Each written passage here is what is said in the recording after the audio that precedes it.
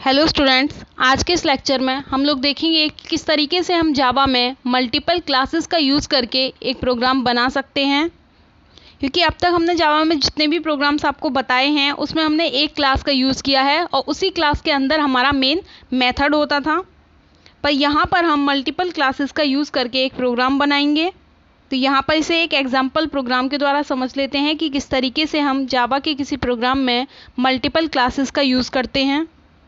तो यहाँ पर सबसे पहले मैंने एक क्लास बनाई है जिसका नाम दिया है टेस्ट। ठीक है, उसके अंदर हमने इंटीजर टाइप के 3 वेरिएबल लिए हैं ए, बी और सी। ये हो गए हमारे डेटा मेंबर्स। ठीक है, इसके बाद हमने एक मेथड डिफाइन किया है वॉइड गेट डेटा, जिसके अंदर हमने 2 आर्ग्यूमेंट्स पास किए हैं इंटीजर टाइप के इंट एक्स और इंट वाई। उसके मेथड की डेफिनेशन में हमने ए जो वेरिएबल लिया था ऊपर उसको एक्स इनिशियलाइज कर दिया है और बी को हमने वाई इनिशियलाइज कर दिया है। उसके बाद इस मेथड को क्लोज किया गया है।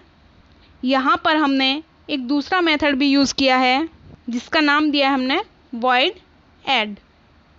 उसके अंदर हमने जो सी वेरिएबल लिया था उसमें ए और बी दोनों को प्लस करा के स्टोर कराया है। उससे अगली लाइन में हमने स्टोर किए गए सी की वैल्यू को प्रिंट करा दिया है एडिशन इज़ सी। तो इस तरीके से यहाँ पर इसके नीचे मेथड क्लोज हो जाता है और आपकी जो क्लास आपने पहले डिफ़ाइन की थी वो क्लोज कर दी जाएगी। अब हम एक मेन क्लास क्रिएट करेंगे जिसके अंदर हमारा मेन मेथड डिफ़ाइन किया जाएगा। तो यहाँ पर मैंने जो मेन क्लास बनाई है उसका नाम मेन ही रख दिया है। तो यहाँ ये चीज़ ध्यान रखिएगा कि जो एम बनाया जाएगा वो कैपिटल होना चाहिए। ठीक है, उसके बाद में हमने इसके अंदर एक मेन मेथड डिफ़ाइन किया है पब्लिक स्टैटिक वॉइड मेन। ठीक है, यहाँ पे इसके आर्ग्यूमेंट में स्ट्रिंग ARGS ठीक पर जो आपका स्ट्रिंग है उसका S कैपिटल होता है। इसके अंदर मेन मेथड की डेफिनेशन में आएंगे जिसमें हम सबसे पहला काम जो करेंगे जो हमने क्लास बनाई है उससे रिलेटेड ऑब्जेक्ट क्रिएट करने का। तो हमारी क्लास का नाम क्या था? टेस्ट। तो टेस्ट से रिलेटेड हमने यहाँ पर एक ऑब्जेक्ट बनाया है जिसका नाम दिया है OBJ equals to new keyword. उसके बाद में आपका क्लास का कंस्ट्रक्टर। अब जो हमने ऑब्जेक्ट क्रिएट किया है उसके साथ हम उन मेथड्स की कॉलिंग करेंगे जो कि हमारी पहली वाली क्लास के अंदर डिफ़ाइन किए गए थे, और साथ ही साथ उसके अंदर जो हमने आर्ग्यूमेंट्स पास किए थे उनको वैल्यू इनिशियलाइज करेंगे।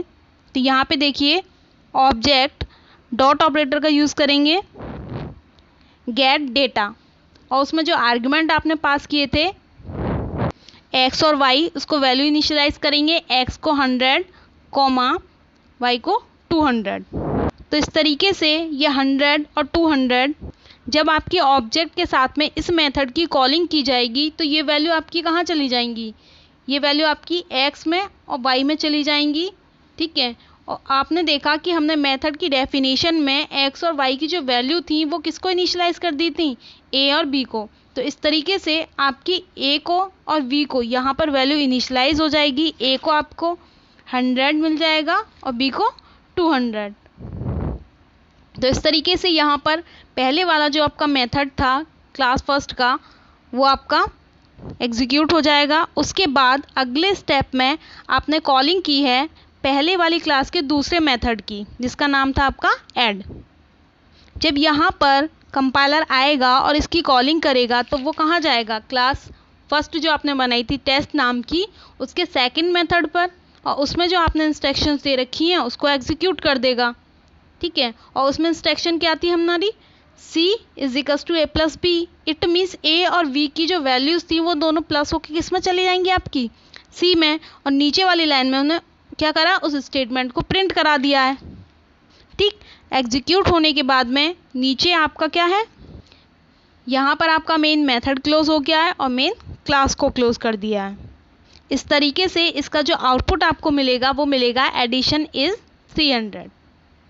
तो जैसे कि यहाँ पर हमने एक प्रोग्राम बनाया है जिसमें कि आपका 2 क्लासेस का यूज़ किया गया है, सेम इसी तरीके से हम जावा में कितनी भी क्लासेस बना सकते हैं और उन सभी क्लासेस से जो रिलेटेड ऑब्जेक्ट हमारा क्रिएट होता है वो हमारा मेन मेथड के अंदर क्रिएट होता है।